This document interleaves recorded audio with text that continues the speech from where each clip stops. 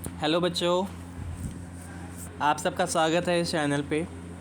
तो ये वीडियो जो है वो तो आपके लिए एग्ज़ाम ओरिएंटेड है। तो एग्ज़ाम से रिलेटेड ही डिस्कशन होगा इस वीडियोस में। तो जनरली हम क्या करेंगे, जितने भी PYQs हैं, क्योंकि कॉन्सेप्ट तो हम पहले क्लास में डिस्कस कर चुके हैं, हमें बस क्या करना है, क्वेश्चंस की प्रैक्टिस करनी है। तो क्वेश्चन पेपर्स के माध्यम से हम ज़्यादा से ज़्यादा क्वेश्चंस को प्रैक्टिस करेंगे और जो जो कॉन्सेप्ट यहाँ पर यूज़ होता रहेगा उसके बारे में आपको डिटेल में बताता रहूँगा। चलो स्टार्ट करते हैं। तो ये पेपर पहले हम जो डिस्कस कर रहे हैं वो है मार्च, ये जो अभी 2026 का पेपर हुआ है वही पेपर है। चलते हैं पहले क्वेश्चन की तरफ। बोर्ड में बिल्कुल इसी तरीके से पेपर देखने को मिलता है आपको। चलिए स्टार्ट करते हैं। तो पहला क्वेश्चन यहाँ दिया हुआ है आपको, यदि HCF A और B का 12 है तथा A गुणा B बराबर 1800 है तो LCM क्या होगा। अब यहाँ पे आपको पता होगा कि जो दो नंबर हैं उनका अगर हम LCM निकालें तो उनका LCM जो होता है और उनका जो HCF होता है, अगर उन दोनों की गुणा कर दी जाए, मीन्स HCF और LCM इनकी अगर गुणा कर दी जाए तो जो हमें गुणनफल मिलता है वो दो संख्याओं के गुणनफल के बराबर होता है। ये हम पहले भी डिस्कस कर चुके हैं, इंपॉर्टेंट फॉर्मूला बता चुका हूँ पहले भी। तो यहाँ पर तुम्हें HCF कितना दिया है, 12 गुना LCM तुमसे पूछा है तो LCM की जगह LCM ही रहने दो, बराबर A गुणा B कितना दिया है, 1800। तो अब तुम्हें LCM निकालना है तो LCM के साथ 12 गुणा में है, अब वो उधर जाएगा बराबर के उस तरफ तो चला जाएगा भाग में। अब 12 से आपको 1800 को भाग कर देना है, ये आप कर सकते हैं। 12 एकम 12, 18 में से 12 जाएंगे 6 बचेगा, 1 0 उतारोगे, 12 पंजे 60 और 1 0 बच जाएगी, वो एज इट इज़ आप लिख दोगे। तो HCF कितना आ जाएगा हमारा, 150। तो आंसर क्या आ जाएगा यहाँ पर, 150, ऑप्शन नंबर बी। होप ये क्वेश्चन समझ आ गया होगा। आगे बढ़ते हैं नेक्स्ट क्वेश्चन की तरफ। अब नेक्स्ट क्वेश्चन ये क्या कह रहा है, निम्नलिखित में से कौन सी संख्या अपरिमेय संख्या नहीं है। तो ये आपको पता होना चाहिए, अपरिमेय संख्याओं का वर्गमूल आप नहीं निकाल सकते। अगर कोई ऐसी संख्या है, परिमेय संख्या है, परिमेय संख्या जिन्हें P/Q के रूप में लिखा जा सकता है, अपरिमेय संख्या जिन्हें P/Q के रूप में नहीं लिखा जा सकता।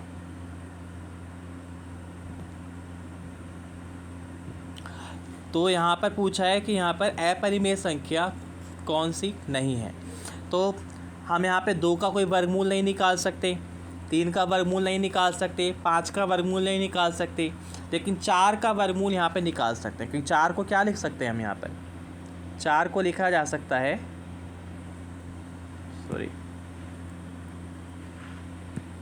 तो हम यहाँ 4 को क्या लिख सकते हैं, इसी क्वेश्चन के साइड में लिख देता हूँ।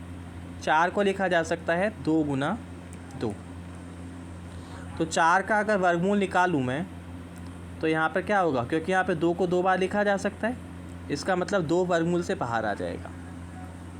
और 2 कैसी संख्या है, परिमेय, इसलिए केवल √4 ही यहाँ पर एक ऐसी संख्या है जो अपरिमेय है, बाकी सारी परिमेय संख्याएँ। ठीक है, होप समझ आ गया हो। तीसरा क्वेश्चन चलते हैं। द्विघात बहुपद जिसके शून्यकों का योगफल हमें दिया हुआ है कितना, -5 और गुणनफल है 6। तो मैंने तुम्हें बता रखा है, कोई भी द्विघात बहुपद अगर है तो उसके शून्यकों का योग हमें दे रखा है। मान लेते हैं वो जो शून्यक हैं, यहाँ पर सीधा लिख देता हूँ योग, हमें योग कितना दिया हुआ है, -5 और गुणनफल कितना दिया हुआ है,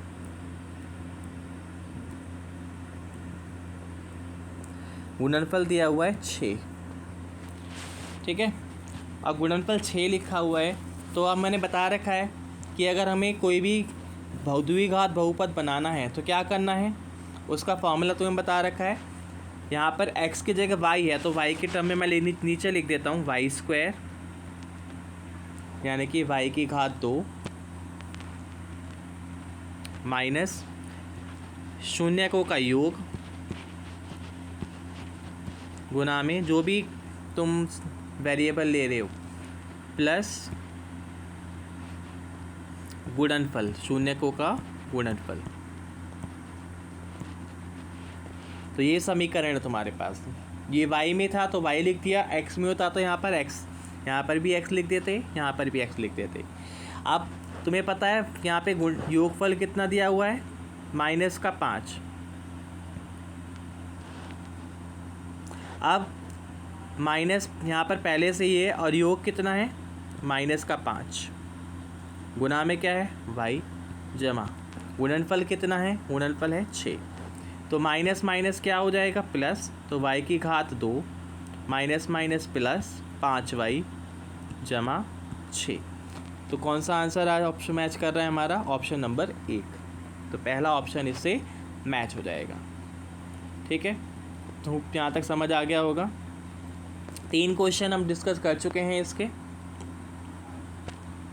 चलिए आगे देखते हैं।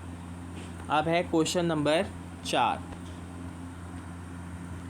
अब क्वेश्चन नंबर 4 कह रहा है समांतर श्रेणी AP √6 √24 √54 का अगला पद क्या होगा। अब तुम्हें पता है जो AP है उसमें अगला पद निकालने के लिए हम क्या करते हैं, सारवंतर जोड़ देते हैं। सारवंतर हमें निकालना पड़ेगा इसके अंदर, सारवंतर यानी कि D। अब वो कैसे निकालते हैं, जो लगातार आने वाले पद हैं उनको घटा देते हैं। तो जैसे √6 के बाद क्या आ रहा है, √24, तो दूसरे पद में से पहला पद घटा देता हूँ मैं, क्योंकि ये लगातार आ रहे हैं, ठीक है। अब इसको घटाएंगे कैसे, अब यहाँ पे कैसे लिख सकते हैं, 24 को कैसे लिख सकते हैं, 6 गुना 4, 6 चौक 24 माइनस √6। अब यहाँ पर इस 4 का वर्गमूल निकाल सकते हो तुम, वर्गमूल के बाहर वो कितना होता है 2, तो 2 आ जाएगा बाहर और वर्गमूल के अंदर रह जाएगा 6 माइनस यहाँ पर वर्गमूल 6 पहले से ही था। अब इस वर्गमूल के आगे कुछ नहीं है तो तुम यहाँ पे 1 लिख सकते हो। तो 2 वर्गमूल में से 1 वर्गमूल 6 घटाएंगे तो कितने बच जाएंगे, 1 वर्गमूल 6 बच जाएंगे हमारे पास। तो 2 माइनस 1 कितना हो जाएगा, 1 वर्गमूल बच जाएगा। अब 1 को तुम लिखो या ना लिखो एक ही बात है, तो बराबर वर्गमूल 6। तो यानी कि हमारा सारवंतर निकल कर आ गया वर्गमूल 6। तो मैं इसे ऊपर लिख देता हूँ ताकि आगे से सॉल्व करने में आसानी आ जाए। तो वर्गमूल सारवंतर निकल कर आ गया वर्गमूल 6। अब तुम्हें अगला पद निकालना है। अब मैं इसको इरेज कर देता हूँ पहले, ये याद रखना वर्गमूल हमने इतना निकाल दिया है यहाँ पर।